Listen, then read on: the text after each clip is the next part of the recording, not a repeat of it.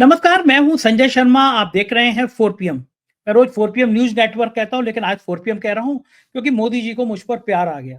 प्यार तो कई दिनों से था, लेकिन ज़्यादा ही प्यार आ गया।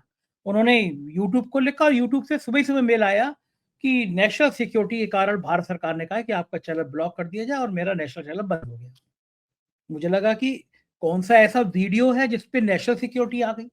मैं एक-एक वीडियो को सोचता रहा, मैंने कहा हमने तो कोई वीडियो हम ऐसा बनाने का सपने में भी नहीं सोच सकते जो देश के खिलाफ हो। मैंने ट्वीट भी किया, एक्स पे लिखा मैंने कि मोदी जी आपकी पूरी सरकार जितना देश से प्यार करती है उससे 1-2 किलो ज़्यादा मैं ही करता हूँगा, उससे कम नहीं करता हूँगा मैं। देश के लिए जान दे सकता हूँ।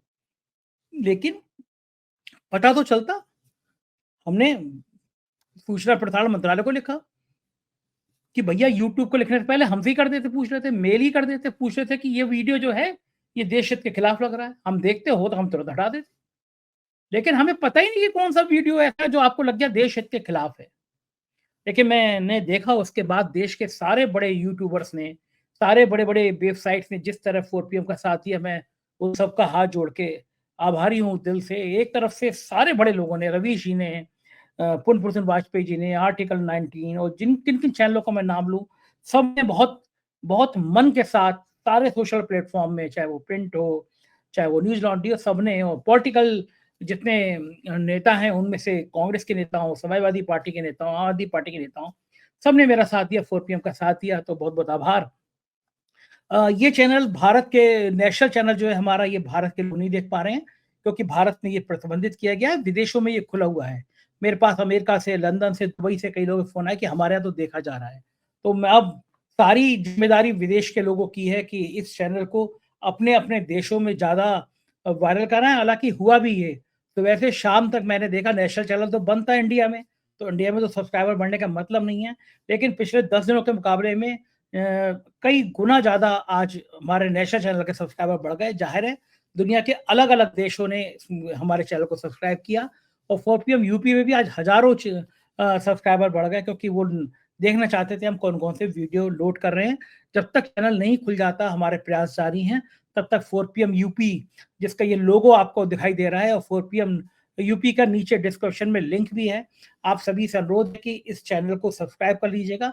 अपने दोस्तों को भी भेजिएगा कि इस चैनल को सब्सक्राइब करें। ये वो घड़ी है जब मुझे आपका साथ चाहिए, क्योंकि मैं गलत नहीं हूँ। सवाल पूछना मेरा हक है। ये लोकतंत्र सवाल पूछने के लिए हमको हक देता है। लोकतंत्र अपने बुनियादी मूल्य ज़िंदा रहने के लिए हमको हक देता है। इसलिए इन बुनियादी मूल्यों के खातिर हम सवाल पूछते रहेंगे। इसमें आपका साथ बड़ा बहुमूल्य है। आप 4 पीएम यूपी को सब्सक्राइब करिए और अपने कम से कम 10 दोस्तों से कहिए कि वो भी अपने साथ इस चैनल को सब्सक्राइब करें। आवाज़ दूर तक जानी चाहिए कि आखिर इन लोकतांत्रिक व्यवस्था में किसी की आवाज़ बंद करने का मतलब क्या होता है। मैं अभय दुबे जी के संग रोज़ शो करता हूँ। मैंने आज के शो में भी उनसे तमाम इन बिंदुओं पे बात करी है और पूछा है कि आखिर लोकतंत्र में मतलब क्या है? मुझे आज तक याद है, तब यूट्यूब नहीं होता था जब कारगिल युद्ध हुआ। हम दोनों अखबार के फ्रंट पेज पे खबर छापी थी, अटल बिहारी वाजपेयी का फोटो लगा के छापी थी कि प्रधानमंत्री को शर्म नहीं आती। हमारा कारण ये था, हम मानते थे कि कारगिल कोई ऐसी चीज़ नहीं है जिस पे हम विजय मनाएँ। हमारे घर में कोई घुसा, हमारे भाइयों को मार गया और हम कहें कि हमने उनको खदेड़ दिया। घुसा वो कैसे? लेकिन तब अटल बिहारी वाजपेयी की सरकार थी, लेकिन वो बुरा नहीं मानते थे। एक कार्टूनिस्ट ने वाजपेयी जी के सिर की जगह गधे का सिर लगा दिया, तो वाजपेयी जी ने उन्हें फ़ोन करके कहा कि क्या कल आप इस गधे के साथ चाय पीना पसंद करेंगे? ये लोकतंत्र की खूबसूरती होती है, जो शायद मौजूदा सरकार जानती नहीं है, क्योंकि उसको लोकतंत्र का पता नहीं है। मैंने अभय दुबे जी से बात करी और फिर सोचा कि अभय दुबे जी जो कह रहे हैं, कहीं ऐसा ना हो ये सुबह तक 4 पीएम यूपी भी प्रतिबंधित करा दें। लेकिन कहाँ तक आवाज़ बंद कराएँगे? हम गली चौराहे पे माइक लेके बोलेंगे, क्योंकि सच बोलना ज़रूरी है और सच का साथ देना ही चाहिए। आपसे भी रिक्वेस्ट है, चैनल को सब्सक्राइब करिए, यूपी को जॉइन करिए। चलते हैं अभय दुबे जी के पास पूरी बातचीत के लिए। 4 पीएम में आपका स्वागत है। अब मैं पूरा 4 पीएम न्यूज़ नेटवर्क में नहीं कह पाऊँगा, क्योंकि जो हमारा नेशनल चैनल है वो भारत के दर्शक नहीं देख पाएँगे। अब विदेश में तो ये देखा जा रहा है हमारा नेशनल चैनल, लेकिन भारत में ये दर्शक नहीं देख पाएँगे। तो 4 पीएम यूपी को मैंने रिक्वेस्ट की थी कि उसको सब्सक्राइब कर लें चैनल, हाँ, उस पे और बाकी राज्यों के चैनल पे हम वीडियो प्रसारित करते रहेंगे। अभय जी, आज सुबह ही सुबह एक मेल आया यूट्यूब से कि भारत सरकार ने कहा है कि जो हालात हैं उसमें देखते हुए सुरक्षा को खतरा मानते हुए आपके चैनल को ब्लॉक करने का अनुरोध किया गया है। नेशनल सिक्योरिटी का मामला, चैनल ब्लॉक कर दिया जाता है। हमें यही नहीं पता कि हमने ऐसा कौन सा शब्द बोल दिया, कौन सी भाषा बोल दी, कौन सी हमने सेना की लाइव तस्वीरें दिखा दी जो हम देश की सुरक्षा को खतरा हो गए। हमने तो तत्काल एक्स पे लिखा कि जितना पूरी सरकार देश को प्यार करती होगी उससे कहीं ज्यादा हम देश को प्यार करते हैं। हम सपने में भी नहीं सोच सकते कि कोई भारत की एकता अखंडता को कोई ठेस पहुंचा दे, ऐसे किसी व्यक्ति का हम समर्थन कर दें। लेकिन क्या सरकार, क्या देश सिर्फ मोदी जी हैं? क्या सरकार ही देश है? ये मैं समझ नहीं पाया। मैंने सूचना प्रसारण मंत्रालय को भी चिट्ठी लिखी कि भाई अगर कोई वीडियो ऐसा आपको लगा कि जो देश की सुरक्षा से संबंधित था तो पहले आप मुझे मेल करते, मैं देखता और मैं अगर गलती से लगा दिया होता मैं इमीडिएटली हटा देता उसको। लेकिन बताया नहीं, ना यूट्यूब बताने को तैयार है। खैर, देश के मैं उन सभी तमाम लोगों का दिल से शुक्रिया अदा करूंगा। अब अभय जी, आज सुबह से लाइन लग गई है, मैं सांस नहीं ले पाया, आज लंच नहीं कर पाया। इतने फोन, इतने कॉल, इतने मैसेज, और सभी यूट्यूबर्स ने बहुत बढ़िया बढ़िया वीडियो भी बनाए आवाज के लिए। अब लोकतंत्र यहां तक आप पहुंचेगा। मुझे याद आ रहा है कि कारगिल का जब युद्ध हुआ था, यूट्यूब नहीं था, हमने फ्रंट पेज पे अटल बिहारी वाजपेयी की फोटो लगा के कहा, धिक्कार है प्रधानमंत्री तुम पे। हमने लिखा कि कैसे आप इसका उल्लास मना सकते हो, कोई चोर मेरे घर में घुसा है, मेरे भाइयों को मार दे, मेरे परिवार को मार दे और उसको मैं निकाल दूं और मैं कह दूं मैं जीत गया, घर में घुसा कैसे? तो आज तक हेडिंग लगाई थी हमने कि धिक्कार है प्रधानमंत्री तुम पर। लेकिन ना तो अखबार को कोई नोटिस आया, ना हमें गाली दी गई। अटल बिहारी वाजपेयी को एक कार्टूनिस्ट ने वाजपेयी जी की जगह गधे का सिर लगा दिया था। वाजपेयी जी ने फोन किया उस कार्टूनिस्ट को कि क्या कल सुबह आप एक गधे के संग चाय पीना पसंद करेंगे? ये भारतीय जनता पार्टी। अब सवाल हमने पूछ लिया, मैंने और आपने शो में पूछ लिया कि पहलगांव में सिक्योरिटी कहाँ थी? कैसे भोले भाले टूरिस्ट मार दिए गए? कहाँ सो रही थी सुरक्षा एजेंसियां? क्यों पुलवामा के आज तक जो लोग शहीद हुए हैं उनकी याद में कम से कम ईमानदारी से बताया जाए कि किसका गुनाह है, वो रिपोर्ट कहाँ है? तो क्या ये राष्ट्र के संग खिलवाड़ हो गया, सुरक्षा से खिलवाड़ हो गया, हम दोषी हो गए, राष्ट्र के दोषी हो गए? सरकार इतना, मैं ये जानना चाहता हूँ अभय, ठीक है जैसे कह दिया, लेकिन क्या बात थी? क्या प्रधानमंत्री जी को लग रहा है कि सितंबर में कुर्सी चली जाएगी? क्या प्रधानमंत्री को लग रहा है कि संघ मैनेज नहीं हो रहा भाजपा के राष्ट्रीय अध्यक्ष के नाम पर? इतना घबराई हुई क्यों सरकार है पूरे देश में? पहले पाकिस्तान के चैनल को बंद किया, बहुत अच्छा किया, हम पाकिस्तान के लोग आलाप कर रहे थे, लेकिन गोदी मीडिया के सारे चैनलों पे पाकिस्तान के उन एंकर को बिठाया जा रहा है, वो अनाप शराब बोल रहे हैं, हमारे देश के लिए सुनाया जा रहा है। गोदी मीडिया के किसी चैनल पे कुछ नहीं कहा गया। पहलगाम में जिन यात्रियों की मौत हो गई उसके बाद देश भर में माहौल बनाया गया, मुसलमानों के खिलाफ माहौल बनाया गया, वो सुरक्षा के संग खिलवाड़ नहीं गया, किसी को खिलाफ एफआईआर नहीं हुई। मैं जानना चाहता हूं कि डर क्या है, प्रधानमंत्री को डर क्या है? सत्ता जाने का डर, कुर्सी जाने का डर? क्या कारण है कि इस तरह यूट्यूबर्स के पीछे पड़ी है सरकार? क्या लगता है आपको इस पूरे घटनाक्रम में? आपका क्या मानना है? आप बहुत सीनियर जर्नलिस्ट रहे, तमाम आपने इमरजेंसी में आप जेल गए हैं, आपने तमाम वो दौर देखे हैं, क्या ये एक दूसरी इमरजेंसी नहीं है? देखिए, दूसरी इमरजेंसी तो है ही, ये एक अघोषित इमरजेंसी है। और अघोषित इमरजेंसी मैं इसको दूसरे तरीके से कहता हूं, इन लोगों का प्रोजेक्ट ये है कि किसी भी किस्म के विरोध की और असहमति की संस्कृति को समाप्त कर दिया जाए धीरे धीरे। किसी को धमकी समाप्त कर दिया जाए, किसी को कानून बनाकर समाप्त कर दिया जाए, और किसी को गाली गलौज करके, ट्रोलिंग करके इस प्रकार से समाप्त कर दिया जाए, और डरा दिया जाए लोगों को। अगर कुछ सही बोलने की कोशिश करेंगे, सही सवाल पूछेंगे, तो उनको साफ होगा। ये तो उनका बड़ा प्रोजेक्ट है। लेकिन अभी ये क्यों हो रहा है, इसके बारे में हम लोगों को खासतौर से विचार करने की जरूरत है। पहली बात यह है कि ये लोग 4 PM से पहले से ही बहुत नाराज हैं। अब मैं आपके चैनल के बारे में कह रहा हूं, और मैं भी इस चैनल पर एक लंबे अरसे से तकरीबन रोज ही अब एक वीडियो हम दोनों मिलकर बनाते हैं। ये लोग 4 PM से बहुत पहले से नाराज चल रहे हैं, और इसका ये जो मौका है, जो माहौल इस वक्त देश में बना हुआ है, पहलगाम में जो आतंकवादी वारदात हुई है उसके बाद में, उसका फायदा उठाकर इसके पीछे बदला निकालने की कोशिश भी है। पहली बात। दूसरा फैक्टर क्या है? दूसरा फैक्टर यह है कि ये 4 PM को एक नमूना बनाकर पेश करना चाहते हैं, जिसको कहते हैं हवाई फायर किया जाता है ताकि सब लोग डर जाएं। वो सब जानते हैं कि आप जब अगर वो 4 PM के खिलाफ ऐसी कार्रवाई करेंगे, संजय जी अदालत में जाएंगे, अदालत उन्हें राहत दे देगी, ये चैनल 2-3-4 दिन में फिर से चालू हो जाएगा, या और भी कम समय में फिर से चालू हो जाएगा। ये थोड़ी ना वो मान के बैठे हैं कि ये लोग बैठे हाथ पे हाथ रख के बैठे रहे हैं। वो ये भी उन्हें इस बात का पूरा एहसास होगा, उन्होंने आकलन कर लिया होगा कि इस प्रतिबंध के बाद में बड़े पैमाने पर सोशल मीडिया में और मीडिया में इस प्रतिबंध के खिलाफ एक विस्फोट होगा, जो कि विस्फोट हुआ भी है। सब लोग उसके खिलाफ बोलेंगे, एक पेशबंदी होगी, ये भी उन्होंने आकलन कर लिया होगा। लेकिन इसको वो एक चेतावनी के तौर पर पेश कर रहे हैं कि अगर सरकार से ज्यादा सवाल पूछे इस बारे में, तो हम किस हद तक जा सकते हैं। हम यूट्यूब को लेटर लिख सकते हैं और आपका चैनल बंद हो जाएगा। दूसरा, ये एक तरह की एक हवाई फायर जैसी एक धमकी है, इसमें उसका मतलब होता है कि दूसरी गोली आपको पड़ेगी। अब ये हवा में गोली मारी है और दूसरी गोली आपको पड़ेगी। तीसरी बात, इन लोगों को बहुत डर है कि ये बहुत जल्दी ही पाकिस्तान के खिलाफ कोई कार्रवाई नहीं कर पाएंगे। इन्हें इसमें लंबा समय लगेगा निर्णय करने में कि पाकिस्तान के खिलाफ क्या कार्रवाई की जाए, और इस लंबी अवधि के अंदर जनता के अंदर नाराजगी बनती रहेगी, जनता के अंदर नाराजगी पनपती रहेगी। और अगर सोशल मीडिया पर या मीडिया के दूसरे ईमानदार हिस्सों में सवाल पूछना जारी रखा गया, सरकार की आलोचना करना जारी रखा गया, तो जनता में नाराजगी बढ़ती जाएगी और इनके खिलाफ एक एंटी इनकम्बेंसी वाला माहौल बनता चला जाएगा। तो ये मेरे ख्याल से तीन बड़े फैक्टर्स हैं। एक तो ये एंटी इनकम्बेंसी वाले माहौल को न्यूनतम कर देना चाहते हैं, उस प्रभाव को न्यूनतम कर देना चाहते हैं। उसके लिए जरूरी है कि नेहा सिंह राठौर के खिलाफ FIR ठोक दो। उसके लिए जरूरी है कि 4PM को राष्ट्रीय सुरक्षा के नाम पर उसको डाउन कर दो चैनल को। उसके लिए जरूरी है कि एक नई परख चैनल है, उसको कम्युनिटी स्ट्राइक मैनेज करके उसको सस्पेंड कर दो 15 दिन के लिए। ये सब चीजें और भी मेरे ख्याल से इस तरह की और भी घटनाएं हुई हैं। ये सब करना जरूरी है, ये सब कर रहे हैं। और साथ में व्यक्तिगत रूप से आपके प्रति जो एक प्रतिशोध की भावना है, बदला लेने की भावना है, वो भी इसके अंदर काम कर रही है।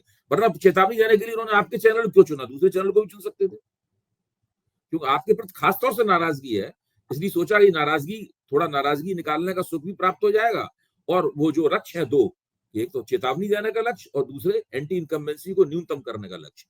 ये मेरे ख्याल से, ये मैं सवेरे से सोच रहा हूँ इस बात के ऊपर। मैंने भड़ास को एक इंटरव्यू भी दिया है इसके ऊपर, छोटा सा बातचीत भी उनसे की है। मेरा मानना है कि ये तीन पहलू हैं इसके अंदर। इसमें पहली बात तो ये है कि आपके चैनल को ही क्यों चुना गया? भाई किसी और चैनल को भी चुन सकते थे ना। और भी आपका चैनल सबसे बड़ा है, लेकिन बड़े चैनल और भी हैं, किसी और को भी चुन सकते थे। किसी और को नहीं चुना गया क्योंकि उनकी खुंदक है व्यक्तिगत रूप से आपसे, तो उस खुंदक को भी निकाला गया है। साथ में बाकी दो पहलू भी हैं जिनका मैंने अभी आपके सामने जिक्र किया। और इसका जवाब ये तो है ही कि इस चैनल को 4PM के नेशनल चैनल को जितनी जल्दी है पुनर्जीवित किया जाए, ये तो रिकवरी की जाए, ये तो इसका जवाब है ही। ये तो आप कर ही रहे हैं, हम सब इसमें आपके साथ हैं। दूसरा इसका एक जवाब ये भी है कि जो यूट्यूबर्स हैं, वो यूट्यूबर्स खास तौर से जो कि प्रतिरोध की आवाज उठाते हैं, सरकार को आलोचनात्मक दृष्टिकोण से, नजरिए से देखते हैं, लाखों करोड़ों लोग उन यूट्यूब चैनलों को देखते हैं, उन सबका बिना देर किए हुए एक संगठन बनाया जाए, उन सबका एक क्लब बनाया जाए, जिसमें वो मौके ब मौके आपस में मिलें भी और गोष्ठियां भी करें, कार्यक्रम भी करते रहें। इस तरह सोशल मीडिया का एक कल्चर, सोशल मीडिया की एक संस्कृति भी पनपेगी और साथ में सरकार द्वारा किए जाने वाले आक्रमणों का विरोध करने के लिए एक मंच भी तैयार होगा। ध्यान कीजिए, अभी तो पहलगाम की घटना का बहुत दबाव है और सरकार बहुत से काम इस दबाव में कर रही है। जब ये दबाव नहीं रहेगा, यानी 6 महीने बाद सोचिए, साल भर बाद सोचिए, जब ये दबाव नहीं रहेगा, तब फिर सरकार अपने पिटारे में से वो नियम कानून नए निकाल के लाएगी जिसके जरिए वो सोशल मीडिया के प्रभाव को सीमित करना चाहती है। देखिए, इस तरह का एक कानून पास हो चुका है, इसके बारे में हम लोग चर्चा भी कर चुके हैं। रवीश भी एक बड़ा कार्यक्रम उसके ऊपर कर चुके हैं, 4PM पे भी उसमें चर्चा हो चुकी है। सब कुछ हम लोग सब उसके बारे में जानते हैं। और भी जून में जब नतीजे आने वाले थे, नतीजे आने के कुछ पहले से ही सरकार इस बात पे सोच रही है कि किस तरह सोशल मीडिया के प्रभाव को सीमित किया जाए, क्योंकि उसे पता है कि अगर 2019 का चुनाव अगर व्हाट्सएप इलेक्शन था, तो 2024 का चुनाव जो था वो सोशल मीडिया इलेक्शन था, यूट्यूब इलेक्शन था। ये इसमें सरकार लगी हुई है, तो ये भी बात आने वाली है हमारे सामने। और उसके बाद तो सबके ऊपर समान रूप से आफत आएगी। इसके लिए भी तैयारी करने के लिए संगठन बनाने की जरूरत है। वो एक बहुत बढ़िया लाइनें हैं अभय जी। पता नहीं क्यों लगता है कि हर इम्तिहान के लिए जिंदगी को मेरा पता याद है। तो मैं सुबह से मुझसे कई लोग पूछ रहे थे, तुम बड़े परेशान हो गए थे, तो मैं सुबह से बड़ी मस्ती में था। मतलब मैं सोच के खुश था कि 140 करोड़ की आबादी में इतने पत्रकारों में किया 4 पीएम इतना तीखा, इतना मिर्ची वाला हो गया कि सरकार को सबसे ज्यादा परेशानी 4 पीएम से हो रही है। मैं ये सोच के बड़ा खुश था। मतलब चैनल का बंद होना, और मेरा स्टाफ भी बेचारा मुझसे दुखी था, वो भी हैरान थे कि नहीं नहीं, मैं तक आपको कुल मिला के कुल अंततः आप लाभ में रहेंगे इसमें, और हम सब लाभ में रहेंगे। केवल लग आप तो ही रहा है नहीं, कि पूरा पूरा सोशल मीडिया की दुनिया इससे लाभ में रहेगी, हम सब लाभ में रहेंगे इसमें। अच्छा, वो इनको भी लग रहा होगा जिस हिसाब से रवि जी ने, पुन वाजपेयी जी ने, अजीत अंजुम जी ने, बाकी सब लोगों ने वीडियो बनाए हैं, आर्टिकल 19 ने, मैं देख रहा हूँ सारे बड़े बड़े यूट्यूबर्स ने 4 पीएम को लेके, प्रतिबंध को लेके वीडियो बनाए हैं। जिस तरह पॉलिटिकल पार्टी के लीडर ने, जंगल में आग फैलती है उस तरह की खबर फैली हुई है।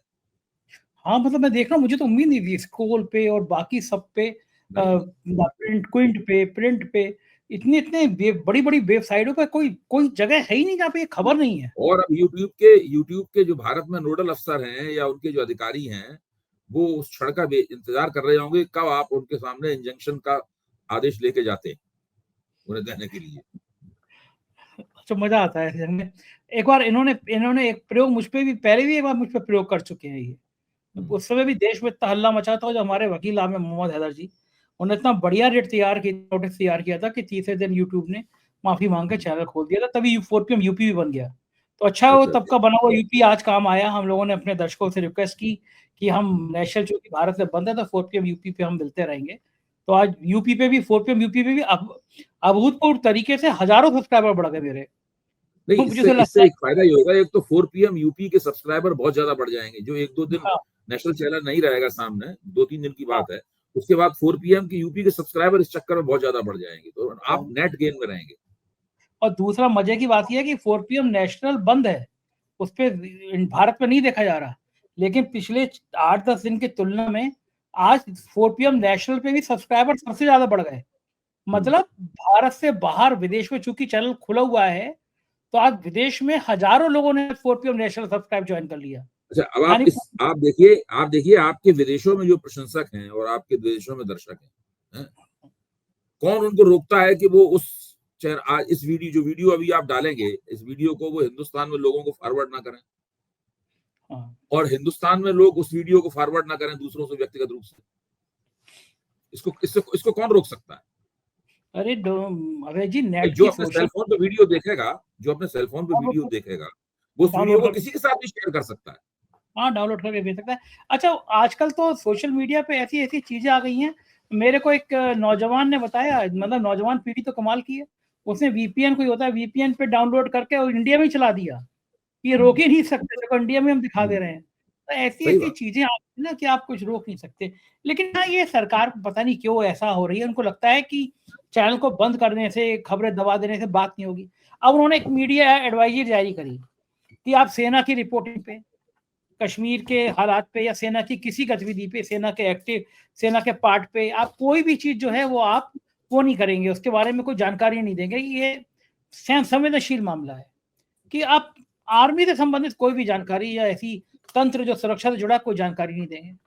अब आज प्रधानमंत्री जी ने रक्षा मंत्री से कल और सेना के प्रमुखों से मुलाकात करी, मीटिंग करी, बड़ी कॉन्फिडेंशियल मीटिंग थी। अब गोदी मीडिया के चैनलों पे चल रहा है, सोशल मीडिया पे चल रहा है कि प्रधानमंत्री ने सेना प्रमुखों से कह दिया कि वक्त और समय आप तय कर लीजिए, फाइनल आप कर दीजिए। अब उस खबर चल रही है, सूत्रों ने बताया। अब प्रधानमंत्री की बैठक जिसमें रक्षा मंत्री, सेना के प्रमुख थे, तो कौन से सूत्र ने बता दिया? और क्या अब ये मीडिया एडवाइजरी का उल्लंघन नहीं है? अब जो गोदी मीडिया के चैनल चला रहे हैं, सूत्रों ने बताया कि प्रधानमंत्री ने कह दिया कि सेना प्रमुखों से आप तैयार कर लीजिए, वक्त तैयारी करिए और वक्त और समय आप तय करिए। तो क्या ये उस एडवाइजरी का उल्लंघन नहीं है? क्या इन गोदी मीडिया के एंकरों पे और चैनलों पे मुकदमा क्यों नहीं हो रहा कि आपने एडवाइजरी का उल्लंघन कर दिया? कौन से सूत्र हैं जिन्होंने बता दिया अंदर जाके कि हम भी कमरे में कान लगा के सुन रहे थे, मोदी जी ने सेना प्रमुख से ये कहा? मतलब भक्ति काल में जो लोग बोलेंगे वो सब जायज है, और जो भक्ति काल के खिलाफ बोलेगा, सवाल पूछेगा, हमने वो अब बताइए कैसे कैसे ये किसने सुन लिया कि सेना प्रमुख से क्या दिया कि अलर्ट है, और कैसे वो एडवाइजरी का ये उल्लंघन नहीं है? आप अच्छा, बताइए अब जी। इसी बात में मैं भी एक जोड़ देता हूँ कि प्रधानमंत्री के निजी तौर पर घोर प्रशंसक और किसी जमाने में फौज के बहुत बड़े अधिकारी रहे एक सुरक्षा विशेषज्ञ जो दहाड़ दहाड़ के बोलते हैं और कभी कभी टीवी पर रोने भी लगते हैं फूट फूट के उत्तेजना और आवेश में, वो सारे देश को एक बार नहीं पिछले 4-5 दिन में 100 दफे बता चुके हैं कि इस सरकार ने, यानी मोदी सरकार ने, कोविड में यही सरकार थी, कोविड के बाद से 1,80,000 सैनिकों की भर्ती नहीं की है सेना में। वो अब ये बात सारे देश में सब लोगों को पता है कि सेना में 1,80,000 सैनिकों की भर्ती नहीं हुई है, सैनिक संख्या में कम है, इसलिए कश्मीर में हर जगह सैनिकों की तैनाती नहीं हो पाती है क्योंकि संख्या में सैनिक कम है। जहां पर थ्रेट परसेप्शन ज्यादा है वहां पर सैनिक भेज दिए जाते हैं, बाकी जगह खाली पड़ जाती है, उसमें आतंकवादी सक्रिय हो जाते हैं, इसका नतीजा निकलता है। भारत के मौजूदा वायुसेना अध्यक्ष ये सबको जानकारी दे चुके हैं, अखबार में बयान उनका छप चुका है कि वायुसेना को कम से कम 1,000 लड़ाकू विमानों की आवश्यकता है। जिस वायुसेना को 1,000 लड़ाकू विमानों की आवश्यकता हो, यानी वहां विमान कम हो, क्या उस वायुसेना को आप वार रेडी मान सकते? जिस सेना में 1.25 लाख सैनिक कम भर्ती किए गए हो, मतलब क्या उसको आप वॉर रेडी मान सकते? अच्छा, मेरा व्यक्तिगत आकलन यह है कि सरकार निश्चित रूप से पाकिस्तान को सबक सिखाएगी, भारतीय सेनाएं जाएंगी और पाकिस्तान को अच्छी तरह ठोक के आएंगी, इसका मुझे पक्का यकीन, और हम लोग उस क्षण का बेचैनी से इंतजार कर रहे हैं। लेकिन ये सब करने में अभी थोड़ा समय लगेगा। ये सब आनंद फानंद में होने वाली बात नहीं है, बहुत सारी बातें देखनी है। चूंकि इसमें समय लगेगा तो लोगों में बेचैनियां बहुत बढ़ेंगी। उन बेचैनियों का नतीजा सरकार के खिलाफ असंतोष में निकलेगा, और जो सरकार का राजनीतिक नेतृत्व है उस नेतृत्व की साख गिरेगी। थल सेना अध्यक्ष, वायुसेना अध्यक्ष, नौसेना अध्यक्ष की साख नहीं गिरने वाली है, उनको तो लोग सिर माथे उठा के रखेंगे, लेकिन उनके जो राजनीतिक नेतृत्व है, दरअसल भारतीय सेनाओं का और लोकतंत्र का जो संबंध है वो संबंध यही है कि जो इंडियन आर्मी है वो पॉलिटिकल लीडरशिप में चलती है। ऐसा नहीं है कि भारतीय राज्य जो है वो फौजी नेतृत्व में चलता है, तो पाकिस्तान में होता है। हमारी सेना पॉलिटिकल नेतृत्व का आदेश मानती है, उसके बाद उस आदेश को जमीन पर उतारना, उसके लिए रणनीति बनाना उसका काम। तो इनको अभी समय लग रहा है, और वो जो समय लग रहा है उस सबसे बड़ा खतरा उनके सामने ये है कि जितना ज्यादा समय लगेगा उतना ही लोगों के मन में इनकी नाकामियों के ऊपर सवाल उठेंगे। भाई, देश में सभी लोग पूछ रहे हैं कि जो सुरक्षा संबंधी चूक हुई है उसका जिम्मेदार कौन है? अभय कुमार दुबे और संजय शर्मा उसके जिम्मेदार नहीं है, उसके जिम्मेदार राहुल गांधी नहीं है, मल्लिकार्जुन खड़गे नहीं है, उसके जिम्मेदार 3 लोग हैं। मैं आपके सामने कह चुका हूं और लगातार इस बात को कह रहा हूं, एक है नरेंद्र मोदी, दूसरे हैं अमित शाह, और तीसरे हैं मनोज सिन्हा। अमित शाह और मनोज सिन्हा उसमें सबसे ज्यादा जिम्मेदार है। उसके नरेंद्र मोदी इसलिए जिम्मेदार है कि उन्हें इनसे जवाब तलब करना है जो नहीं कर रहे। अब अभय जी होगा ये, कल सुबह मुझे लग रहा है कि वो गोदी मीडिया के चैनलों में बैठ के जो सेना के प्रमुख साहब बयान दे आए थे, जो आपने जिसको कोड किया, तो उन चैनलों का तो कुछ होगा नहीं। भारत सरकार कहेगी ये 4 PM यूपी भी बंद कर दो। अभय जी कहीं बोल ना पाए बाद में। तो नहीं, इसको भी अगर बंद आपको ऐसा लगता है तो आप इसको एडिट कर दीजिए। नहीं, मुझे नहीं लगता। ठीक है ना, बंद कर देंगे, हम गली चौराहे पे बात करेंगे। मैं यही पूछना चाहता हूँ कि हमने ऐसा कौन सा गुनाह किया? हमने कहा कि गोदी मीडिया के चैनल कह रहे हैं कि पाकिस्तान तराई कर गया, पानी के लिए पानी बंद कर दिया, सिंधु नदी का पानी के लिए तराई कर गया। हमने यही तो कहा कि भैया ये गलत खबर है, अभी सिंधु नदी का पानी नहीं रोका गया है, डील कैसे की, तो क्या झूठ खबर थोड़ी ना है। हम पाकिस्तान के हित की बात थोड़ी ना कर रहे। हम तो चाहते हैं कि पाकिस्तान को ऐसा सबक सिखाया जाए कि पाकिस्तान आने वाले 100 सालों में भी भारत की तरफ आंख उठाकर देख ना सके। कोई आतंकवादी हमारे शहीद हेमराज का सिर काट कर ना ले जा पाए। हम चाहते हैं कि देश में नायक जो बने, देश का प्रधानमंत्री बने, वो झूठ ना बोले। वो ये ना कहे कि अगर मैं प्रधानमंत्री बन गया तो हेमराज का सिर वापस लेकर आऊंगा और हेमराज का सिर जिसने काटा है उनके भी सिर काट के लाऊंगा। और बदले में जब शपथ ले तो हेमराज के सिर काटने वाले नवाज शरीफ को बुला ले। हम हर उस शहीद के साथ हैं जो इस देश की मिट्टी में अपने सर्वस्व अर्पण करके अपना खून मिला गया इस मिट्टी में। हम देश के साथ हैं। लेकिन सवाल ये है कि ये सवाल पूछना कोई देश के खिलाफ थोड़ी है। मैंने कहा ना, कारगिल युद्ध में भी सवाल पूछे गए थे। देश सवाल पूछना चाहता है। हम हर तरह से सरकार के साथ है, अगर सरकार पाकिस्तान के खिलाफ, आतंकियों के खिलाफ उठे, लेकिन इसका मतलब नहीं कि सवाल नहीं पूछेंगे। देखिए, असल में होता ये है कि जब युद्ध की घोषणा हो जाती है, तब हाँ, बिल्कुल ठीक बात। तब तकनीकी स्थिति क्या है, जब युद्ध की घोषणा हो जाती है उसके बाद एक आंतरिक आपात स्थिति लागू हो जाती है, इंटरनल इमरजेंसी लागू हो जाती है। तब हम सब लोगों की गतिविधियां, अभिव्यक्ति की स्वतंत्रता वगैरह उस सब दूसरे तरीके से विनियमित होगी, वो रेगुलेट दूसरे तरीके से होगी। अभी ऐसी कोई स्थिति नहीं है। हाँ, अभी तो ठीक आप बात है। अभी तो आप राजनीतिक रूप से किसी को पसंद कर रहे हैं, किसी को नापसंद कर रहे हैं, किसी को प्रोत्साहन दे रहे हैं, किसी पे प्रतिबंध लगा रहे हैं। अभी तो सारी कुछ आपकी कार्रवाइयां राजनीतिक मकसद से मानी जाएंगी। हाँ, अभी तो चैनलों पे युद्ध चल रहा है। चैनल युद्ध चला रहे हैं, चैनल हवाई जहाज उतार रहे हैं, लाहौर में गिराए आ रहे हैं, मिसाइल वापस आ जाते हैं। ये युद्ध सारा चैनल चल रहा है। लेकिन मैं इन सब से इधर मैं एक बात पूछना चाहूंगा कि एक जी। भाजपा के करीबी पत्रकार ने एक ट्वीट लिखा है कि मोहन भागवत की और मोदी से मुलाकात के, अभी जो मुलाकात हुई है, आज कल शायद मुलाकात हुई है, मेरे को डिटेल नहीं पता ज्यादा, उस मुलाकात के मायने क्या है? अगर ये मुलाकात हुई है तो इस मुलाकात के अर्थ क्या हैं? इस दौर में क्या मुलाकात के अर्थ माने जाएंगे? देखिए, जो नरेंद्र मोदी में और नरेंद्र मोदी और मोहन भागवत के बीच जो मुलाकात हुई है, क्या मुलाकात नागपुर वाली मुलाकात के बारे में चर्चा हो रही है? उसके उसके बाद नागपुर में वाली शायद मुलाकात हुई तो काफी दिन हो गए हैं। उन्हें उसके बाद कल कल कोई मुलाकात का जिक्र किया है, मुझे डिटेल नहीं पता, लेकिन शायद कल कोई और मुलाकात हुई है जो सोशल मीडिया पे चल रहा है। इसीलिए लगा कि ये दूसरी मुलाकात है, और दूसरी मुलाकात है तो इस मुलाकात का मतलब क्या हो सकता है, क्यों मुलाकात हुई होगी, यही मैं आपने जानना चाहता हूँ। क्या देखिए, इन दोनों के मेरा तो मानना यह है कि आज के जमाने में व्यवहारिक दृष्टि से देखें तो ये इन मुलाकातों के महत्व औपचारिक होते हैं।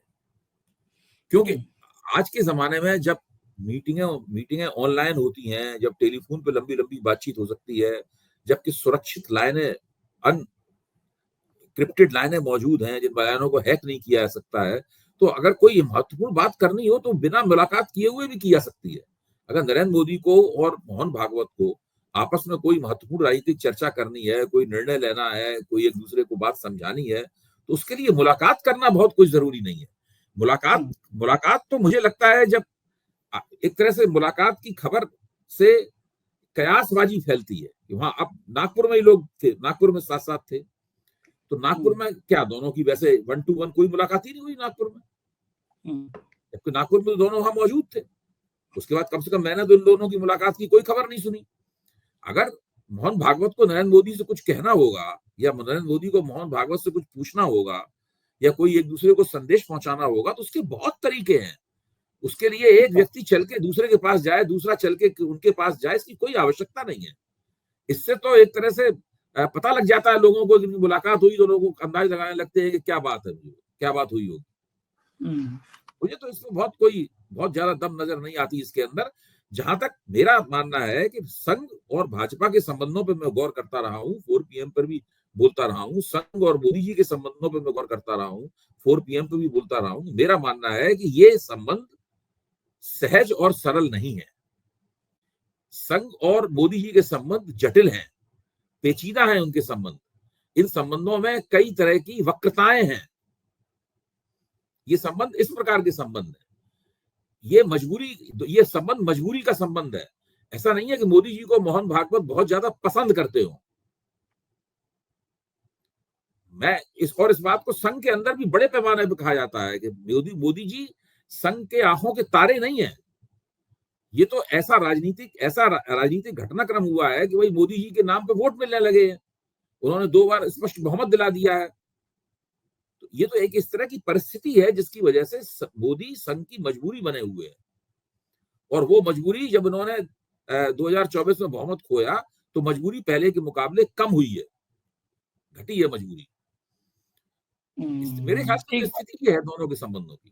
बिल्कुल सही बात है। और ये मुझे लग रहा है कि सबके बीच में भाजपा के अध्यक्ष का चुनाव और टलता जा रहा है, उसके नाम पे सहमति नहीं हो पा रही, ये भी बड़ा विवाद का विषय है। देखिए, अब बहुत-बहुत तो ये पहलगाम की घटना जब सब तक किसी मुकाम तक नहीं पहुंचती है, इस नाम पे हर चीज टाली जाएगी। टाली जाएगी।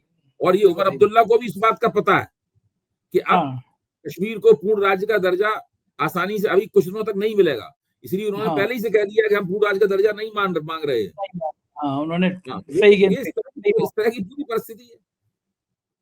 बिल्कुल ठीक बात है। निगाह बनी रहेगी। बहुत-बहुत शुक्रिया अभय जी, आपने इतनी बातचीत करी, समय दिया। Thank you. तो ये थे अभय दुबे जी और पूरी बातचीत आपने सुनी। क्या आप मेरी बात से सहमत हैं? और सहमत हैं तो प्लीज़ ज़रूर बताइएगा, कमेंट करिएगा। शुक्रिया, थैंक यू।